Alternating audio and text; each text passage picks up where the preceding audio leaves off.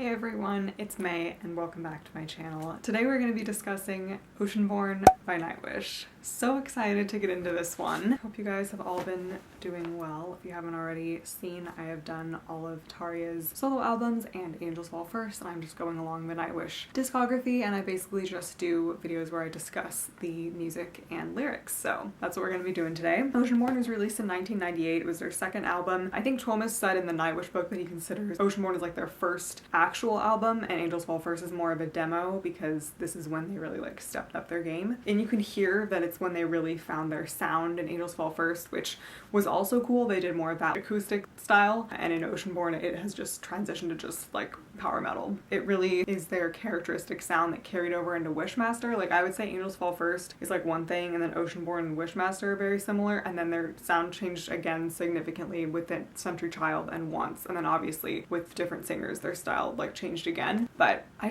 love all the eras. It's just so cool. I love talking about it. So anyway, another addition changed this album was that Sammy became their bassist, both in the Nightwish book and the documentary End of Innocence. Thomas said that this album was like really hard to record and not very fun because they had all this ambition for like what they wanted to do with the songs, but none of them were super experienced yet at their instruments. So it was really hard to do all the like very technically intricate parts of the songs. So yeah. Track 1 is Stargazers. This is a classic favorite. I think they've actually kind of brought it back into their set list again with Floor of It. I never really thought much about the lyrics before, but I always go to song meanings if I need other people's input, and basically people said this was about the earth. Yeah, so the grand oasis in the vastness of gloom is the earth in the grand universe. Child of dew-spangled cobweb, mother to the moon, because Earth is one of the like dewdrops or planets in the cobweb, which is the galaxy, and mother to the moon. And the constellations beholders of the third vagrant, it's the third planet from the sun. Theater for the play of life, because it's the only planet we know of with life. And then a tragedian is someone who writes tragedies. When I looked up the definition, that's what it said. And then watching the eyes of the night is stargazers, or people looking out at the stars, hence the name of the song. And then sailing the virgin oceans could mean either astronomers or the planets themselves in space, because they rotate. And then a planetride for mother and child would be referring back to the earth and the moon potentially, or just people on the earth, I guess. And then in the second verse, when it says the merry-go-round, that would be referring to earth rotating. And then ephemeral life touched by a billion-year show, separating the poet from the woe. It could be just like in the grand scheme of the universe, Earth's life is that billion-year show, which also I feel like this could potentially connect to the greatest show on earth later. Maybe? I don't know. And then separating the poet from the woe. This is all from song meanings. I did not come up with this. Someone basically said that this could be like once you realize how like small you are in the scheme of things, or how small Earth is in the scheme of the universe, you realize that like your problems aren't that important, basically. And then track 2 is Gethsemane, I think is how you say it. You know, I'm gonna butcher all these pronunciations if you don't know already. I can't pronounce things very well. I don't know anything about the Bible, but from song meanings I got that it's biblical reference, which I had never picked up on before, but I love the lyrics of this one. These are some of Thomas's top-notch lyrics, like poetry. Beautiful. We love it. To me, just really random observation, the instrumental aspect of it reminds me of Wizards of Winter. Like, let me know if anyone else thinks this. You know, like that Christmas song by Trans-Siberian Orchestra? Sounds like that. Instrumentally as well, like the flutes in this song vaguely bring back Angels Fall First vibes, and they have the flutes at least through Wishmaster, because I know they're on Come Cover Me Too. So basically, in general, I could get that this song was about unrequited love, which we'll also talk about in my later video that I'm going to make, as we know. People were basically saying that it's a biblical reference because Jesus suffered in the Garden of Gethsemane. He spent time there before he died praying, and he was suffering there alone. So essentially what I'm gathering is that Thomas compared that experience to his experience of unrequited love. That's just my interpretation, I guess, because when you're experiencing that, you're suffering alone. So the first part is probably more like a biblical reference. Toll no bell for me, Father, but let this cup of suffering pass from me. Send me no shepherd to heal my world. That the angel the dream foretold prayed more than thrice for you to see the wolf of loneliness in me. Not my own will, but yours be done. I think it was from Beauty and the Beast on Angels Fall First. The wolf in me forever. Well, what's the lyrics? The wolf in me will always desire the sheep in you. What is that? Hold on. Forever shall the wolf in me desire the sheep in you. Could be a reference back to that. You wake up, where's the tomb? Will Easter come, enter my room? So Easter is when Christ rose again, I think, so that's probably what that's referring to. The Lord weeps with me, but my tears fall for you. Another beauty loved by a beast. Explicit reference to that. Another tale of infinite dreams. Your eyes, they were my paradise. Your smile made my sunrise. Those are some of my favorite all-time Nightwish lyrics right there. Forgive me, for I don't know what I gain alone in this garden of pain. Enchantment has but one truth. I weep to have what I fear to lose. And it repeats the chorus again. I knew you never before. I see you never more. But the love, the pain, the hope, oh beautiful one, have made you mine till all my years are done. Without you, the poetry within me is dead. I cannot, oh my god. And that last line reminds me a little bit actually of the last line of Phantom of the Opera. You alone can make my song take flight. It's over now, the music of the night. And we know that Thomas was at least familiar with that because they did Phantom of the Opera on Center Child. Anyway, that's that. I will go more into it if I do my all of Thomas's lyrics about Taria video later, because I think this is about her and unrequited love and comparing it to the biblical story there. That was really scattered. Track 3 is Devil in the Deep Dark Ocean. They have male vocals on this one. Thomas didn't want to sing anymore, so we have I don't know how to say people's names, Tapio, Wilska. The beginning of the song sounds a lot like the beginning of the Kinslayer. Just pointing that out. It relates to the album title, talking about the ocean. It's hard to pinpoint exactly what it's about. I'm not going to do like a full lyric breakdown of this because I just didn't really get it. Someone on Song Meanings has like a breakdown if you want to look at that, but it's basically, from what people have said, the consensus is that it's about like Thomas's loss of innocence, which is something that of course he would write about because he will always like go back to his childhood as like the best time of his life, and he's breaking for the ocean to bring it back, maybe. Track 4 is Sacrament of Wilderness. There were a lot of different interpretations of this on Song Meanings. Some people thought it could be a Lord of the Rings reference, which I can't help with there because I'm not familiar with that. But with Thomas, like, there's definitely a possibility that it was. Someone said that it was about innocence to bestiality. Like, let me just pull up the lyrics and read them. I'm not sure what to make of them exactly. Naked in midwinter magic lies an angel in the snow, the frozen figure crossed by tracks of wolves, an encounter symbolic yet truthful with a hungry choir of wolves, an agreement immemorial to be born. Dulcet elven harps from a dryad forest accompany all charming tunes of a sacrament by a campfire, a promise between the tameless and the one with a tool. Tonight the journey from a cave begins. I want to hunt with the tameless heart, I want to learn the wisdom of mountains afar. We will honor the angel in the snow, we will make the streams for our children flow. Wrapped in furs beneath the northern lights, from my cave I watch the land untamed, and wonder if the becoming season will make the angel melt in shame. And then it just repeats that chorus again. So someone said it could be about innocence to bestiality because the angel becomes a wolf, but I can't pinpoint in the lyrics the angel becoming a wolf, so I'm not really sure. It seemed like they were going to leave the angel alone from what I read in the lyrics. And then another interpretation was that we watch with indifference as bad things happen to others because of the part when it says, from my cave I watch, and I wonder if some becoming season will make the angel melt in shame. That part, it's like we don't care because they're not happening to us, basically. But yeah, I'm not really getting like significant deeper meaning from it, but for me in the lyrics it just seemed like the wolves weren't going to harm the angel and they were going to honor her, and that's what I got. So I don't know that I agree with the other things, or maybe I just missed it, or maybe it's a Lord of the Rings thing. I don't know. And next we come to track 5, which is Passion of the Opera. I love this one. When I first got into Nightwish, I was like really into like trying to learn to sing the songs. It sounded so bad when I tried to sing this one on the last part. No. Luckily I never recorded that. Like I literally have recordings on my computer of like me trying to sing their songs in high school. Just no. I never recorded this one though, thank God. I've always wondered if the title was a play on Phantom of the Opera. I think it probably is, because like I said, like Thomas must have been familiar with it. Anyway, again, a lot of interpretations on Song Meanings, like people had like different ideas about what this could be. Someone saw this as a continuation of Sacrament of Wilderness. I thought this was a really interesting interpretation actually. So they said like Sacrament of Wilderness was about hunters and gatherers, and then this song, it's like a metaphor for agriculture ruining nature, which I like never would have come up with that. So that was really interesting. It's hard to discern from the lyrics whether the narrator of the song is like consenting and wanting these things to happen or not. Because it seems like they're inviting someone to do things. I'm not going to read the lyrics out loud because explicit content. I'll just read the parts that make me think that it's non-consensual when it says dignity put to dust, and a sight so cursed, and then it says their erotic hour my tearless weep. So I don't know. And it says there, so like why is it multiple people? Like I don't know. I mean, this song's a banger, but I cannot figure out these lyrics. So I would be very curious to know if anyone has cracked the code on this, because I don't get it.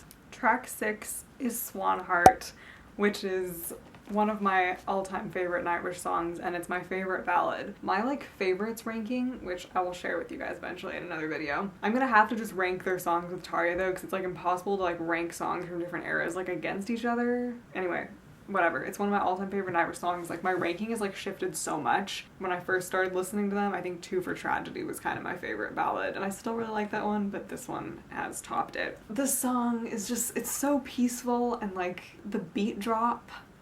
Can we just talk about when the beat drops? It's so beautiful. I love it. Basically, from the lyrics, it seems to be about like someone who is an ugly duckling who is the heart of a swan, hence the name Swanheart. The lyrics say, all those beautiful people, I want to have them all. All those porcelain models, if only I could make them fall. Be my heart a well of love, flowing free so far above. A wintry eve, once upon a tale, an ugly duckling lost in a verse of a sparrow's carol, dreaming the stars. Be my heart a well of love, flowing free so far above. In my world, love is for poets, never the famous balcony scene, just a dying faith on the heaven's gate. Crystal pond awaits the lorn, tonight on another morn, for the lonely one is born. When it says, all those beautiful people, I want to have them all those porcelain models, if only I could make them fall. It's like the narrator of the song wishes that they could, it's not like they wish something bad would happen to them, but it's like they see people as like these untouchable, like perfect figures, and they want to see their humanity, and like they want to see them be vulnerable and real, is what I get from that. The narrator has like this heart of a swan, and they want to find love, but they see people being perfect and unreachable. And that's when it says, in my world, love is for poets. Like, it's just something that's going to be written about and read about, but they're never going to experience it. Yeah, and then someone said the balcony, when it says never the famous balcony scene, was a reference to Romeo and Juliet, and I think that's probably right. I didn't think of that right away, but like that makes sense. So I feel like Thomas like could have been writing about this from like his own perspective. I mean, like, he's not ugly. I think we all know that. But just, like, feeling like you're not going to be good enough, you know? I think this version of Swanheart on the album is, like, the ultimate version. Like, I have different preferences. Like, you know, Tarja's voice has, like, changed a lot over the years, so it's very distinctive, like, in this era of Nightwish. And, like, when she sung it later, I'm like, okay, like, that's nice. Like, because I think she did it on, like, the Beauty and the Beat tour, too. This album and, like, the From Wishes to Eternity performance, like, that is it for this song. That's all I'll ever want to listen to. And then track 7 is Moondance. This is just an instrumental. It's a fun, upbeat tune, got some flutes in there. Interesting fact from the Nightwish book is that the band didn't really have a lot of musical disagreements, but Empu like just really didn't like the song and didn't want it to be on the album, but he got outvoted, and they finally convinced him. Track 8 is The Riddler. I love this one. It reminds me a bit of Know Why the Nightingale Sings from Angels Fall First with the tune. Riddler, Riddler, ask me why the birds fly free on a mackerel sky. Ask me whither goes the wind, whence the endless tick-tick stream begins. Make me guess if the earth is flat or round, set a guessing if fantasies are unbound. If tales aren't just for children to see, that it's peace if sleep walks with me. As you wish for kingdom come, the one to know all the answers, you think you dwell in wisdom see, still sweet ignorance is the key. To a poet's paradise, challenge the riddler and you will see. Riddler, riddler, ask me why, all mothers beneath the earth and sky hold their children's hands for a while, their hearts forever yours and mine. Make me wonder what's the meaning of life. What's the use to be born and then die? Make me guess who's the one behind the mask of father and son. And then chorus again, for nature hates virginity, I wish to be touched not by the hands of wares and wise, but by the ocean's minds. And then chorus again. I love the lyrics. Just got these interpretations from song meanings again because I couldn't really figure it out, but people basically said that the Riddler is kind of the all-knowing entity. And when it says, you think you dwell in wisdom, see, still sweet ignorance is the key. We don't have the answers to everything in life, and like, it wouldn't be fun if we did. Like, there would be nothing to wonder about and be curious about. So basically it's just saying that like we need to keep that curiosity and wonder and come up with our own ideas about what these things like that it talks about in life mean. And like the Riddler isn't gonna give you the answer, I guess. It's like asking and wondering is like what we're supposed to do. And then track 9 is The Pharaoh Sails to Orion. We have male vocals again with the same singer. I'm not a huge fan of this one or the other one that he sings on. I don't really vibe with the growling. Like maybe that makes me like a fake metal fan. I don't know. It just doesn't really do it for me. It's basically about a pharaoh's journey to the afterlife. And someone pointed out on Song Meanings that like it mentions different aspects of like different cultures or belief systems about the afterlife in it. So I guess it's just like combining a bunch of different ideas there. I'm not gonna like pull up the lyrics to this. We're gonna try to move it along here because I know this is getting really long. And then track 10 is Walking in the Air. So beautiful. It's a cover from the animated TV special The Snowman. Basically the lyrics just describe the journey, because like if you watch the music video or like the part from the show, the snowman like takes the boy on a flight above this beautiful snowy town. It's always going to remind me of Christmas, and the lyrics just paint a really pretty picture. And again, this album version cannot be topped. Like Tarja put it on her Christmas album, but even by then like her voice had already changed too much and I'm like, it's not the same. Like I want this version.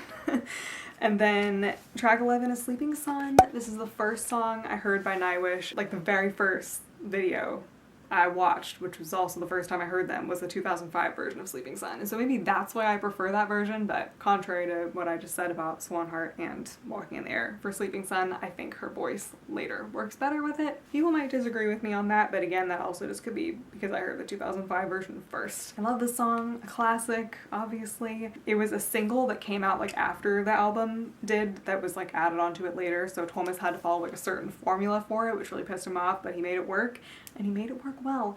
I don't know if I already said this in another video, but Thomas has said that like it's actually easier for him to write like those epic songs like Ghost Love Score that are like super long, well, and like Greatest Show on Earth is like what, like 25 minutes or something, than to write something that like follows a specific formula that's like 4 minutes, which I thought was really interesting. I love the imagery in the lyrics of this song.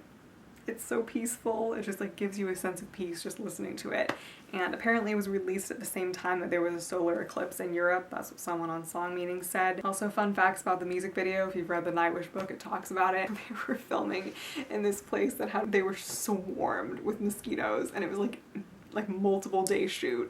Like every time they went outside they were just attacked by mosquitoes, and like Tarja was wearing that dress and all the camera people were covered in mosquitoes and she was covered in mosquitoes and they were getting bitten and they had to like edit it out in the final takes. Also, for some reason I was like rewatching this music video on YouTube and all the comments are about like a sinking ship, like people making jokes about like, oh my god, if I was on a ship and I heard the song, like I'd know it was going down. And I was so confused, like does anyone know what that's a reference to? Because like the only thing I know about is Titanic, and the theme song to that is My Heart Will Go On, so what was this used in? I don't know. And lastly, we have track 12, which is Nightquest. Oh my gosh, someone on Song Meanings came up with like the coolest interpretation of this. So it seems to be about like these fantasy characters, right? But someone on Song Meanings said that like each of the fantasy characters is supposed to represent someone in the band at that time, and it's supposed to be like a story of their journey. So it says born to the false world, the wanderer, storyteller, the Pied Piper on a quest for immortality, gathering a troop to find the fantasy. It's Thomas, he's the storyteller, and he's the Pied Piper, like bringing all these other people along to join his project, gathering a troupe to find the fantasy. So like they're leaving the false world and they're creating this joy with their music. Led by a maid, queen of the night, a voice of angels, such a divine sight, an Amazon to fight and cure this reality with her feline lure. Tarja, patriotic to the promised land of never-waking dream. Nightquest, quest not for the path, but for tomorrow to make it last. Simply the best way to walk this life, hand in hand with the dreamers' minds. That's the chorus, just talking about their journey, I guess. Enter the realm, don't stay awake. The dreams remain, they only break. Forget the task, enjoy the ride, and follow us into the night, beckoning people to come along with them, basically. A merry minstrel with his fingers fast, playing his lute, charming every lass, joins the troupe with a glitter in his eye. Shall I find fame or shall I die? It's Empu, because he's like playing the guitar with his fast fingers, and he has glitter in his eye, like he's always happy and bouncing around. A warrior of power along the path, a hammer heart, his gallantry to last, rhythm of sirens, enemies take heed, for in this war laws are a silent sleep. that would be Yuka. Sammy wasn't with them like when he was writing the music, I don't think, so that's why it's only about them four. But like, I don't know if that's what Twan was intended when he wrote this, but as soon as I saw that interpretation, I was like, well, it kind of has to be, like, it works too well. So yeah, and then it just kind of goes on from there, but that was the main part I wanted to talk about. Yeah, I just thought that was really cool, because I hadn't thought about it that way before. Go on song meetings, everyone, it's really fun. Yeah, that's it. That's all, everyone. Thank you so much for watching. As always, I'd love to know your interpretations and your favorites. My favorites are definitely Swanheart, Sleeping Sun, Stargazers, and Passion of the Opera are probably my top ones, but like also the Riddler is really good. Anyway, and Gethsemane for the lyrics. Anyway, that was it. Thank you so much for watching. Please like and subscribe if you would like to see more videos like this, and I will see you next time. Bye.